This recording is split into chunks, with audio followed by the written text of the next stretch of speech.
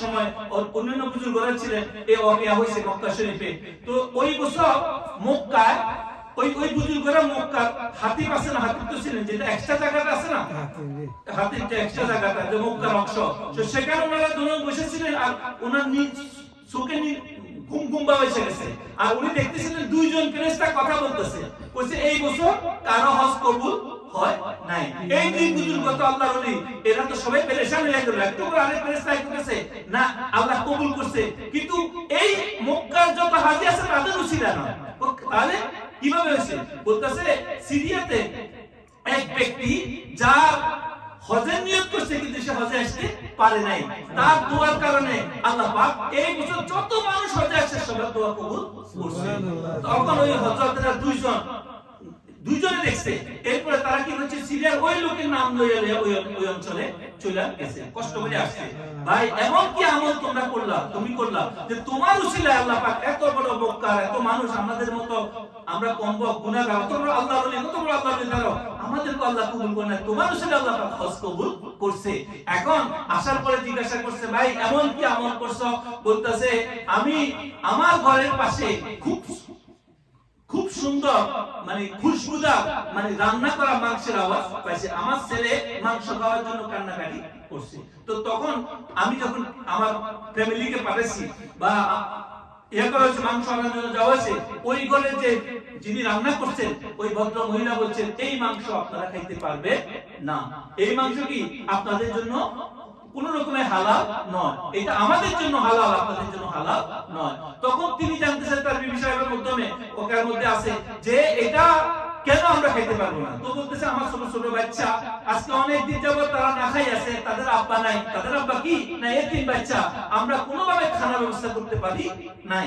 এই জন্য আমরা একটা মরা জানোয়ার ছিল, মরা একটা জানোয়ার, মরা জানোয়ারে আমরা ওখান থেকে মাংস আনি, রাতে এখানে পাকাইয়া বাচ্চাদেরকে খাইতে দিছি। এই জন্য উনি এই বুজুর্গ বলতেছে আমি তো কষ্ট করি হজের জন্য টাকা জমাইছি, এই টাকা দিয়ে আমি হজে যাব, আর আমার বাড়ির পাশে লোক না খাই আছে।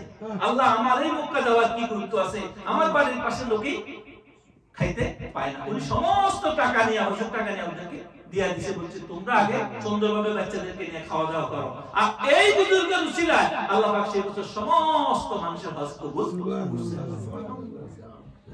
আর আমরা আজকে এই সমস্ত কেন উনি কষ্ট করি হালাল উপায়ে কষ্ট করি কামাইছে, তার পারে পড়শি পাড়া প্রতিবেশী তারা না খাই আছে, তিনি জানতেন না, আর জানার সাথে সাথে তিনি কি করছেন ইয়া করে দিয়েছেন। এই জন্য আমাদেরও চিন্তা করা উচিত যে আমরা যারা হজে যেতেছি, আমাদের আশেপাশে সমাজে বহু অসহায় অবস্থার মধ্যে আছে, তাদের সমস্যার মধ্যে আছে, বিভিন্ন ভাবে আছে, আমরা তাদের চিন্তা না করি, আমরা হজ করা উচিত। অবশ্যই হজ যাদের সমর্থ আল্লাহ পাক খরচ করছে, সেখানে কারো কোনো কথা বলা নাই, কিন্তু আমাদেরকে দেখা উচিত কি আমার এই ইনকাম, আমার এই চলাচল, আমার এই টাকা, এটা কি আল্লাহর হুকুম মতে হচ্ছে কিনা, আমার যা কিছু আল্লাহর হুকুম মতে আছে কিনা। যদি আল্লাহর হুকুম মতে হয়ে থাকে ভাই তোমাকে উপর খরচে তুমি যাইতেই হবে, আর যদি আল্লাহর হুকুম মতে না হয় তাহলে তুমি এই টাকা এই সম্পদ যতই কিছু করো।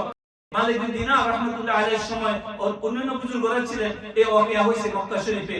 তো ওই বছর মক্কায় ওই বুজুর্গরা মক্কার হাতিব আছে না, হাতিব তো ছিলেন, যেটা এক্সট্রা জায়গাটা আছে না, হাতিব যে এক্সট্রা জায়গাটা যে মক্কার অংশ, তো সেখানে ওনারা দুজন বসেছিলেন। আর ওনার চোখে ঘুম ঘুম বা এসে গেছে। আর উনি দেখতেছিলেন দুইজন ফেরেশতা কথা বলতেছে, কইছে এই বছর কারো হজ কবুল হয় নাই। এই দুই বুজুর্গ তো আল্লাহর ওলি, এরা তো সবাই পেরেশান হয়ে গেল। একটু করে আরেক ফেরেশতা কইতেছে না আল্লাহ কবুল করছে, কিন্তু এই মক্কার যত হাজী আছে তাদের উসিলা না। তাহলে কিভাবে হয়েছে?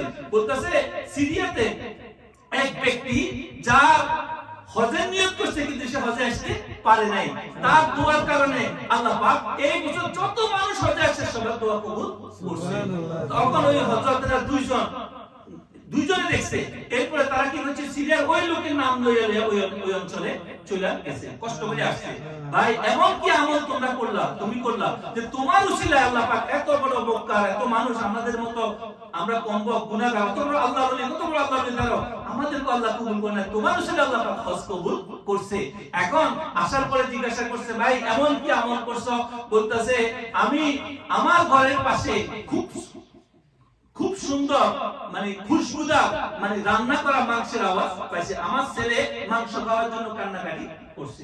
তো তখন আমি যখন আমার ফ্যামিলিকে পাঠাইছি বা মাংস আনার জন্য যাওয়া হয়েছে, ওই ঘরে যে যিনি রান্না করছেন ওই ভদ্র মহিলা বলছেন এই মাংস আপনারা খাইতে পারবে না, এই মাংস কি আপনাদের জন্য কোন রকমের হালাল নয়, এটা আমাদের জন্য হালাল, আপনাদের জন্য হালাল নয়। তখন তিনি জানতেছেন তার বিবি সাহেবের মাধ্যমে ওকার মধ্যে আছে যে এটা কেন আমরা খাইতে পারবো না। তো বলতেছে আমার ছোট ছোট বাচ্চা আজকে অনেক দিন যাবত তারা না খাই আছে, তাদের আব্বা নাই, তাদের আব্বা কি না এতিম বাচ্চা, আমরা কোনোভাবে খানা ব্যবস্থা করতে পারি নাই। এই জন্য আমরা একটা মরা জানোয়ার ছিল, মরা ওরা একটা জানোয়ার মরা জানোয়ারে আমরা ওখান থেকে মাংস আনি, রাতে এখানে পাকাইয়া বাচ্চাদেরকে খাইতে দিছি। এই জন্য উনি এই বুজুর্গ বলতেছে আমি তো কষ্ট করি হজের জন্য টাকা জমাইছি, এই টাকা দিয়ে আমি হজে যাব আর আমার বাড়ির পাশে লোক না খাই আছে। আল্লাহ আমার এই মক্কা যাওয়ার কি গুরুত্ব আছে, আমার বাড়ির পাশে লোকই খাইতে পায় না। উনি সমস্ত টাকা নিয়ে হজের টাকা নিয়ে ওদেরকে দিয়া দিছে, বলছে তোমরা আগে সুন্দরভাবে বাচ্চাদেরকে নিয়ে খাওয়া দাওয়া করো। আর এই বুজুর্গের উসিলায় আল্লাহ পাক সেই বছর সমস্ত মানুষের হজ কবুল করছে। আর আমরা আজকে এই সমস্ত কেন উনি কষ্ট করি হালাল উপায়ে কষ্ট করি কামাইছে, তার বাড়ির পড়শি পাড়া প্রতিবেশী তারা না খাই আছে, তিনি জানতেন না, আর জানার সাথে সাথে তিনি কি করছেন হ্যাঁ করে দিচ্ছেন। এই জন্য আমাদেরও চিন্তা করা উচিত যে আমরা যারা হজে যেতেছি আমাদের আশেপাশে সমাজে বহু অসহায় অবস্থার মধ্যে আছে, তাদের সমস্যার মধ্যে আছে, বিভিন্ন ভাবে আছে, আমরা তাদের চিন্তা না করি আমরা হজ করা উচিত। অবশ্যই হজ যাদের সমর্থ আল্লাহ পাক খরচ করছে সেখানে কারো কোনো কথা বলা নাই, কিন্তু আমাদেরকে দেখা উচিত কি আমার এই ইনকাম, আমার এই চলাচল, আমার এই টাকা এটা কি আল্লাহর হুকুমতে হচ্ছে কিনা, আমার যা কিছু আল্লাহর হুকুমতে আছে কিনা। যদি আল্লাহর হুকুমতে হয়ে থাকে ভাই তোমাকে উপর খরচে তুমি যাইতেই হবে, আর যদি আল্লাহর হুকুমতে না হয় তাহলে তুমি এই টাকা এই সম্পদ যত